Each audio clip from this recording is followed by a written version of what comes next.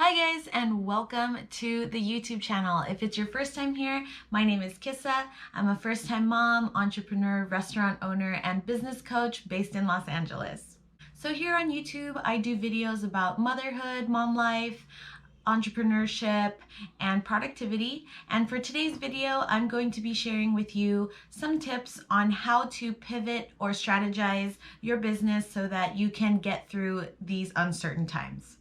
So a little bit of background on me. If you guys don't know, I am a restaurant owner. My family and I own a restaurant called Ninong's Cafe here in Northridge, California. And during this pandemic, I'm sure I'm not the only one that has gone through it. Am I right? My staff and the store traffic has been greatly affected. And it's been hard finding supplies. I mean, cleaning supplies, face masks, even white rice, flour, bread flour, all kinds of groceries are also very difficult to find. That being said, we needed to stay afloat.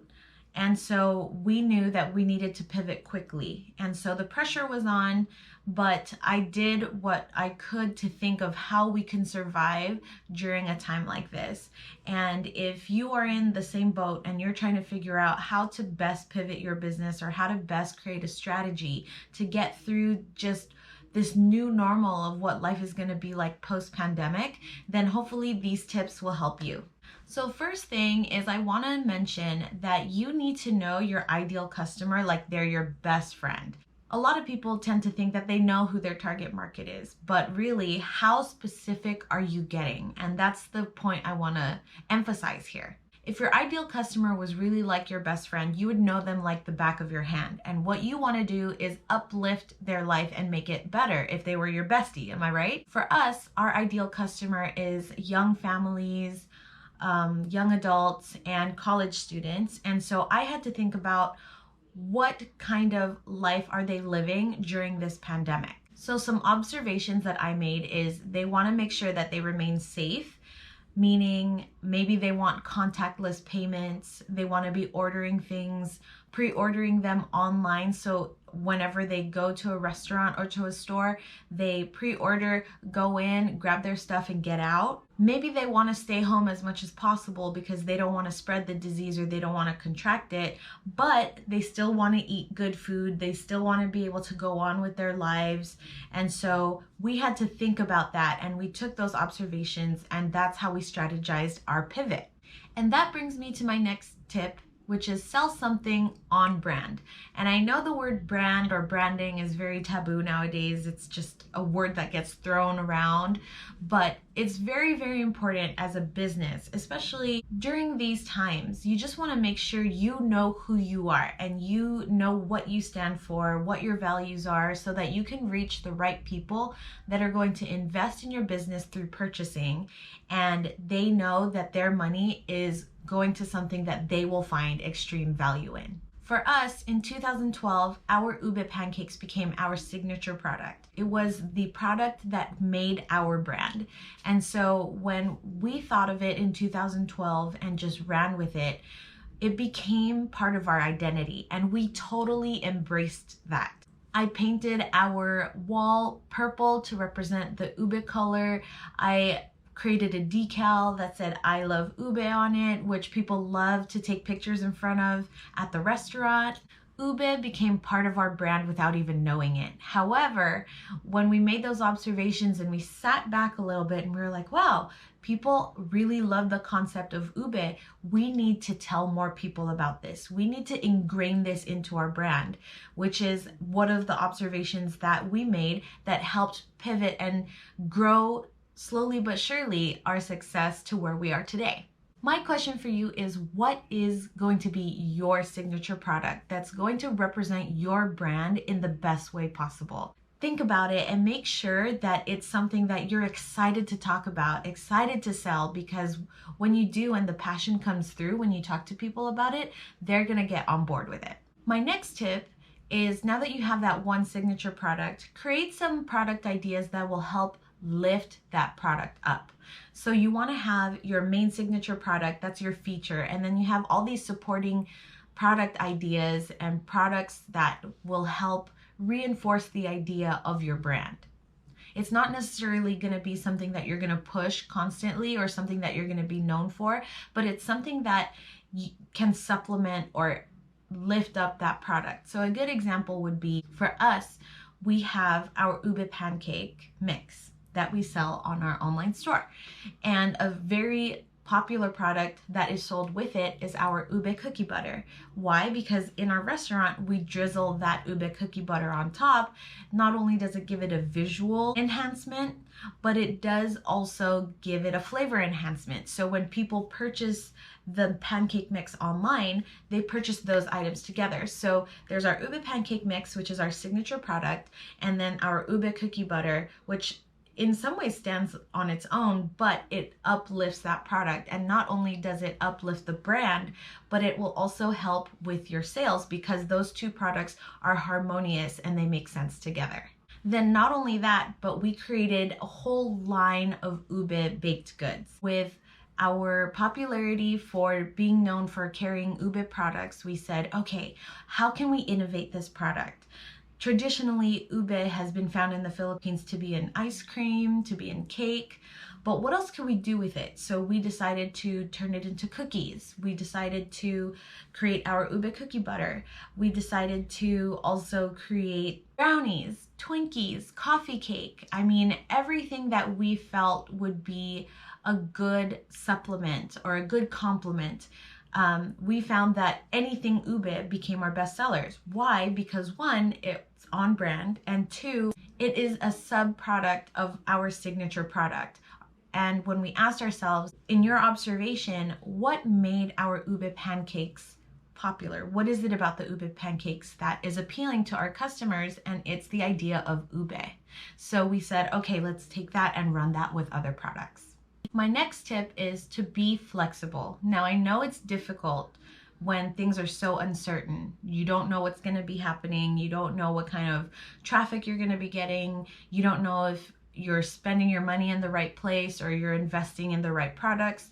But I have to say, it's better to try than do nothing at all. If you try something and it's not working, you have to be flexible and be honest with yourself and say, okay, let's see how I can either spin this product, or let me make some observations on why it's not working or what I can do to make it better. And then I also want to ask myself, now that I've kind of experimented with it, is it worth my while? Am I even going to make money on this product? Am I putting too much time investment in this product and it ends up not being worth my time? You want to think about all those things because time is money. And you want to make sure that you're investing in it properly, but you have to try. Worst case scenario, it doesn't work out and you pivot again and you keep trying until you figure out what's going to stick for you. Now, what's going to stick isn't necessarily ideal, but it might get you through these times. Sometimes that's the way the cards are dealt, and that's okay. Sometimes you just got to get through it, and you have to just, while you're getting through it, start thinking big picture and saying, okay, when this is all over, now that I've learned from this experience, this is what I'm gonna do and this is what I'm not gonna do. But like I said, don't be afraid to try.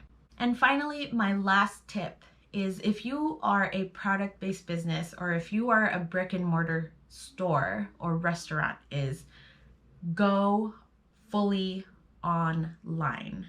I can't say it enough. Go online. Make your ordering system compatible with an online store. Create an online store. Create an ordering process. The internet is more of a tool for businesses more than ever. I find myself ordering food online so that I can go and pick it up when it's ready. I find myself looking and checking prices or looking and checking what the menu offerings are at a restaurant. Having all that information online and the transparency is so important right now, because human interaction at this moment is very little. So you want to make sure that you're connecting with your audience online as much as possible. Your social media accounts you have to invest time in those things. Maybe you're not necessarily going to invest in a marketing firm that's going to handle your social media for you, but you got to put in the time investment to be able to reach your customers and connect with them on a personal level on your social media. maybe you are investing time in making your processes a lot easier on your online store. For us, that was a big project that I wanted to get done even though I was on maternity leave, because like I said in the beginning of this video, us as a restaurant needed to pivot quickly. And so we needed to think about, what can I do to not necessarily make as much as I was making before, because realistically that wasn't going to happen for us, but what can I do to get some dollars and some sales, because I want to make sure that my customers don't forget about me, and I want to be able to be a part of their life and their conversation during this time. And for us, that meant I needed to create an online store, and I needed to push it. I have to say, full disclaimer, we already had an online store, but it wasn't, the traffic on that online store wasn't that busy. So I figured, okay, if I put this product online, which is our ube pancake mix, if I put that product online and it's a good investment and it sells quickly, it sells well, then that'll tell me that it's the right time to step up my game and get a better online store hosting system, so that it's easier for me to process orders and it's a better user experience for the customer. So that's what I did. I went and got a Shopify store instead of using our old platform, so that it's easier for me and for my staff to process orders. We can track our inventory. The user experience on the front end for the customer is a lot smoother than the store that we had in the past. And so for us, it made that sense to invest money and time to pivot and make our online store better. So it took me a while. It took me about a week to get all of that done, just because I had Micah and then I had to try and do all of this at the same time. And so it took about a week for me to import everything and get the store up and running. But when I did, and we figured out all the kinks and we started to iron out all those details, I was able to create more of a steady and reliable workflow for us that was a lot easier to process. And then lastly, we have been using our Instagram, like I mentioned, to connect with our customers and keep them updated on what's happening, because that's the main thing that you want to do during this time, especially if you're trying something and it's not working and you need to pivot. Being fully transparent and letting your customers know what's up is going to help them and you be able to iron through what's going to work for your business. So for us, I have never been one to go onto our restaurant account and put my face on there and make announcements, but I started doing it during the pandemic. On top of that, we are updating our store hours on our Instagram so that people know when we're open. We're actually even using it for customer inquiries. People are asking when things are going to be restocked. And so we're even using it as a customer service tool for our online store, because it's the easiest way to interact with your customers on a one-on-one level. I fully recommend go all in on your social media too. I can't vouch for any other platforms except Instagram. That's the one that we mainly use, and it's working pretty well for us. All right, guys, well, that's it for this video. I hope these tips are helpful to you during these times. Here in Los Angeles, we're slowly phasing out of self-quarantine and we're starting to open up more businesses, which is good news, but this is uncharted territory for a lot of us, even the most seasoned of entrepreneurs, and we're all still trying to figure it out. So if these tips are helpful for you, or if you have any other tips that you can share to help encourage other entrepreneurs, or any ideas to help us all get through these times, please comment them below. If you like this video, please like it, subscribe to our channel if you want, and I will see you in the next video. Take care. Bye.